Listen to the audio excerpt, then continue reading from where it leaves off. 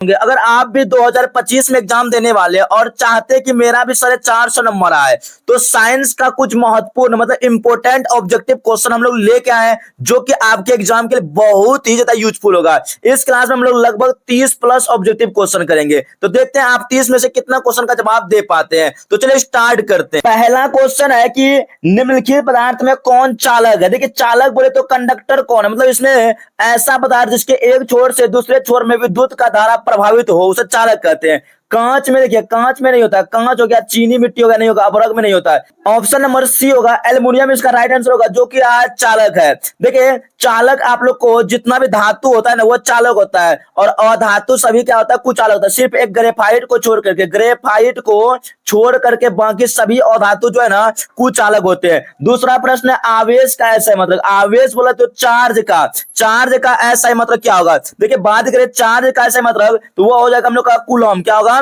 Coulomb होगा charge का ऐसा मतलब। और एम्पियर किसका ऐसा मतलब होता है, जल्दी से आप लोग कमेंट में कमेंट कर दीजिए एम्पियर किसका ऐसा मतलब होता है कमेंट बॉक्स में। ओम मीटर, देखिए ओम होता है प्रतिरोध का, ओम मीटर प्रतिरोधकता का ऐसा मतलब होता है। और वोल्ट जो है ना विभव का ऐसा मतलब किसका होता है, विभव का ऐसा मतलब होता है। ये सब भी क्वेश्चन आपको याद रखना है। तीसरा प्रश्न है प्रतिरोध का ऐसा मतलब, प्रतिरोध की ऐसा मतलब क्या होता है। पहला ऑप्शन है वोल्ट है, दूसरा ऑप्शन है कूलम, सी नंबर ऑप्शन है ओम। देखिए प्रतिरोध का ऐसा मतलब जो होता है ना ओम होता है, ओम को इस प्रकार से संकेत द्वारा सूचित किया जाता है। और कूलम अभी जस्ट बताया आवेश, और विद्युत धारा का ऐसा मतलब क्या होता है एम्पियर, विद्युत धारा का ऐसा मतलब एम्पियर होता है, याद रखना है। चौथा प्रश्न है कि किस उपकरण में धन एवं ऋण का चिन्ह नहीं होता है। बात करें किस उपकरण में धन एवं ऋण का चिन्ह नहीं होता है, देखिए विद्युत सेल में जो होता है ना, विद्युत सेल में धन एवं ऋण का चिन्ह होता है, आमीटर में भी होता है और वोल्ट मीटर में होता है। लेकिन इनमें से ऑप्शन नंबर डी हो जाएगा, इनमें से कोई नहीं। अगर यहीं पे ऑप्शन रहता है कुंडली, अगर कुंडली ऑप्शन रहता है या प्रतिरोध रहता तो उसमें जो है ना धन एवं ऋण का चिन्ह नहीं होता है। पांचवा प्रश्न है 1 वोल्ट किसके बराबर होता है। क्वेश्चन नंबर 5 कहता है 1 वोल्ट किसके बराबर, 1 जूल पर एम्पियर नहीं, 1 जूल पर एम्पियर नहीं होता है, वह होता है 1 जूल पर कूलम। 1 वोल्ट जो है ना, 1 वोल्ट 1 जूल पर कूलम के बराबर होता है, याद रखना है। और वोल्ट है विभव और विभवांतर का ऐसे मतलब। अगला प्रश्न है 6 नंबर, धारा मापने वाला यंत्र को कहते हैं। देखिए धारा मापने का यंत्र कहलाता है, ए मीटर नहीं होता, ए मीटर तो विद्युत धारा का ऐसे मतलब होता है, वो होता है आमीटर, क्या होता है आमीटर, या फिर इसी को कहते हैं ए मीटर। देखिए एम्पियर तो नहीं होगा, यहाँ पे एम्पियर धारा नहीं होगा, धारा मापने वाले को कहते हैं आमीटर, या इसी का नाम होता है ए मीटर, ठीक है ना, याद रखना। और विभवांतर मापने वाले यंत्र को वोल्ट मीटर कहते हैं। 6 क्वेश्चन हो गया, 6वां क्वेश्चन बहुत ही ज्यादा इंपॉर्टेंट और कई बार आपके एग्जाम में पूछा गया है, इसलिए ये 6वां क्वेश्चन को अच्छे से याद रखेंगे। अगला प्रश्न की ओर चलते हैं। देखिए अगर आप बिहार बोर्ड या यूपी बोर्ड किसी भी बोर्ड से अगर आप अच्छे स्कोर लाना चाहते हैं 2025 के एग्जाम में, ये हम लोग का ऑब्जेक्टिव का सीरीज है, शाम 7 बजे डेली चलता है, तो आप लोग डेली ज्वाइनिंग करेंगे लाइव सेशन में इसी चैनल पे, और आप बहुत ही अच्छे स्कोर ला सकते हैं। तो चलिए हम लोग का अगला प्रश्न की ओर चलते हैं। प्रश्न संख्या 7, प्रश्न संख्या 7 होता है कि ओम का नियम क्या दर्शाता है। ओम का नियम जो दर्शाता है V बराबर आई आर, क्या दर्शाता है V बराबर आई, और इसमें और भी कई सूत्र होता है, उसको हम लोग आगे चैप्टर में अध्ययन करेंगे। अगला प्रश्न है 1 यूनिट बराबर। देखिए 1 यूनिट जो होता है ना 1.6 गुना 10 के पावर 6 जूल के बराबर होता है, लेकिन यहाँ पे तो ऑप्शन नहीं है, या तो यहाँ पे 1 किलोवाट घंटा के भी बराबर होता है। एक विद्युत यूनिट जो है ना 1 किलोवाट घंटा, या फिर 3.6 गुना 10 टू द पावर 6 जूल भी होता है, इसे याद रखेंगे। 9 नंबर प्रश्न है विद्युत बल्ब में फिलामेंट किसका बना होता है। विद्युत बल्ब में जो तंतु होता है फिलामेंट है वो किसका बना होता है, टंगस्टन का बना होता है। किसका बनाता है, टंगस्टन का बना होता है। टंगस्टन एक प्रकार का मिश्र धातु होता है, ठीक है ना। अगला प्रश्न है प्रश्न संख्या 10। देखिए प्रश्न संख्या 10 कहता है कि 1 एचपी बोले तो हॉर्स पावर मतलब अश्व शक्ति बराबर होता है। 1 एचपी जो है ना 740 वाट के बराबर होता है। कितना, 740 वाट के बराबर होता है। ऑप्शन नंबर सी हो जाएगा इस क्वेश्चन का राइट आंसर। 10 क्वेश्चन हो गया, तो 10 क्वेश्चन में से आप कितने क्वेश्चन का जवाब दिए हैं सही से, चलिए बताइए 10 क्वेश्चन में से कितने का जवाब दिए हैं। अगला प्रश्न है 11 नंबर, धातुओं के ऑक्साइड समानता होते हैं। देखिए इसमें हम लोग ट्रिक बताए, एक होता है अधातु, एक होता है धातु। अ से अधातु, अ से अम्लीय याद रखना, अधातु का ऑक्साइड पूछेगा तो अम्लीय, तो धातु हो गया वह जो है ना भास्मिक या क्षारीय होता है। ऑप्शन नंबर सी होगा इस क्वेश्चन का राइट आंसर, ठीक है ना, क्लियर है।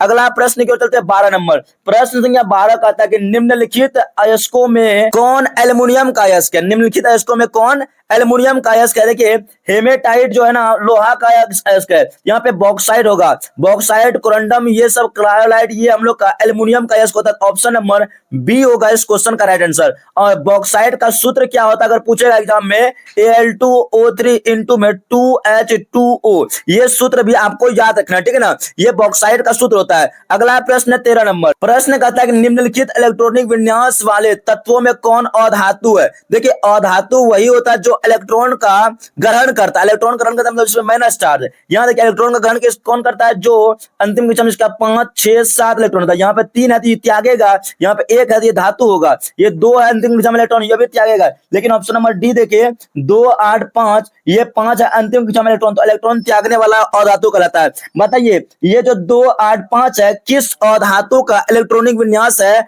जल्दी से आप लोग इसका जवाब कमेंट में कमेंट करके दीजिए, जल्दी से देंगे सभी स्टूडेंट्स, फटाफट दीजिए।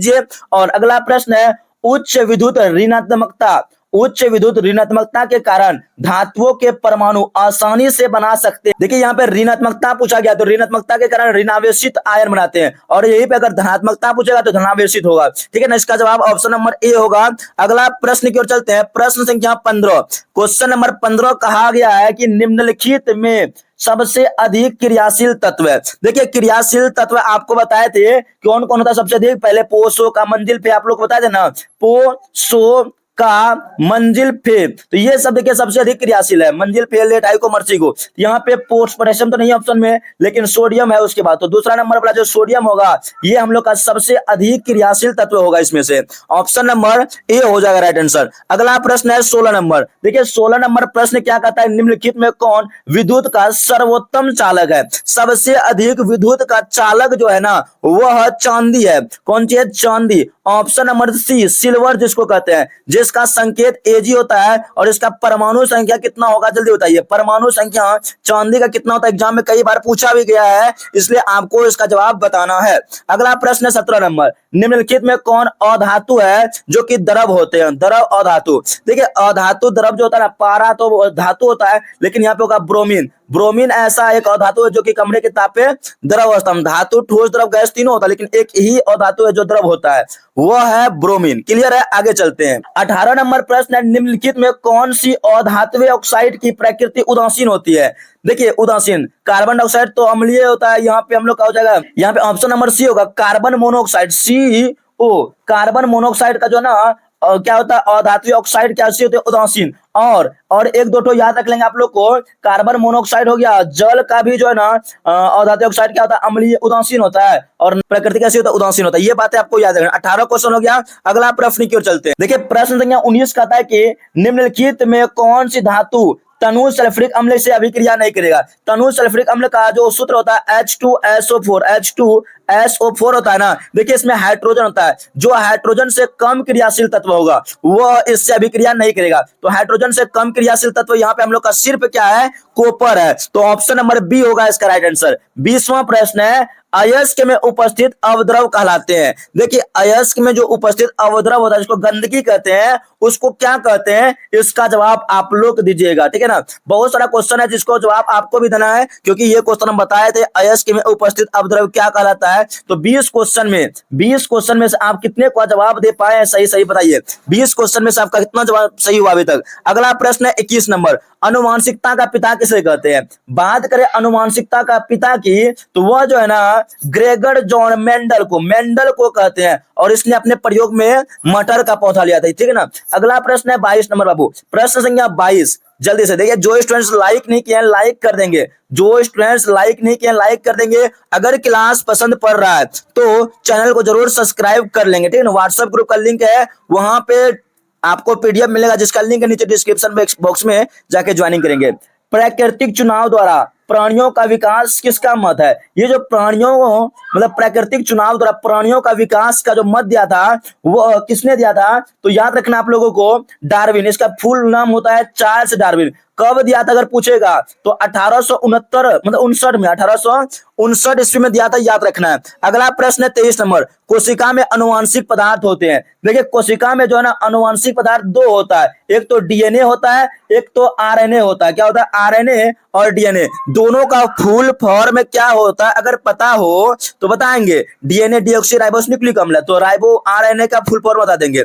अगला प्रश्न है 24 नंबर, ये क्वेश्चन सभी को पता होगा क्योंकि 8 क्लास से ही आप लोग पढ़ते आ रहे हैं कि स्त्रियों में लिंग गुणसूत्र है, मतलब स्त्रियों में जो लिंग गुणसूत्र क्या होते हैं? एक्स एक्स होते हैं और पुरुषों में वाई एक्स वाई। तो यही दोनों से हम लोग का निर्धारित है कौन लड़का होगा कौन लड़की, ठीक है ना। 24 प्रश्न हो गया। 25 नंबर क्वेश्चन देखिए। 25 नंबर प्रश्न है मनुष्य का वैज्ञानिक नाम। मनुष्य का वैज्ञानिक नाम की बात करें वह होगा हम लोग का homo sapiens. Homo sapiens option number C होगा, होमोसेपियंस है मनुष्य का वैज्ञानिक नाम है, ठीक है ना। क्लियर है? तो होमोसेपियंस हो गया ना। अगला प्रश्न है प्रश्न संख्या 26, किसी जीव की जीन संरचना उस जीव का क्या कहलाता है? किसी जीव की जीन संरचना जो है ना उस जीव का कहलाता है जीन प्रारूप। हाँ, जीन प्रारूप भी कहलाता है और जीनोटाइप पे, ये दोनों बातें सही है। इसका मतलब ऑप्शन नंबर सी होगा इस प्रश्न का राइट आंसर। मेंडल ने अपने प्रयोग के लिए, अगला प्रश्न है मेंडल ने अपने प्रयोग के लिए किस पौधे को चुना था? अभी जस्ट बताए थे मेंडल ने अपने प्रयोग के लिए वह मटर का पौधा को चयन किया था। किसका? मटर का पौधा का चयन किया था।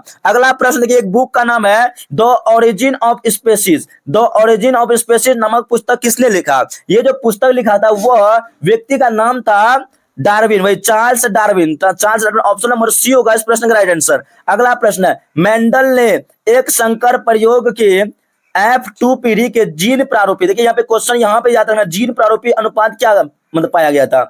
जीन प्रारूपी अनुपात में पाया गया था कितना चीज है वो होगा हम लोग का 1:2:1। लेकिन यही पे अगर लक्षण प्रारूप पूछेगा तो वो था 3:1 लक्षण प्रारूप। यहाँ पे जीन प्रारूप तो 1 2 3, ठीक ना, 1:2:3। अगला प्रश्न है 30 नंबर, कहता है एक ही प्राणियों के बीच आपस में प्रजनन क्या कहलाता है? एक ही प्राणी, अगर एक जैसा प्राणी हो उसको कहते हैं अंतः प्रजनन। क्या कहते हैं?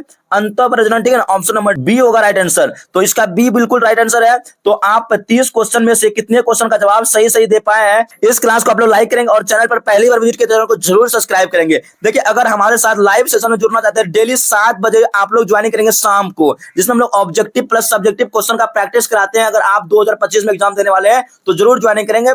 टेक केयर, जय Hind, Vande Mataram. Like share and subscribe जरूर कर देंगे।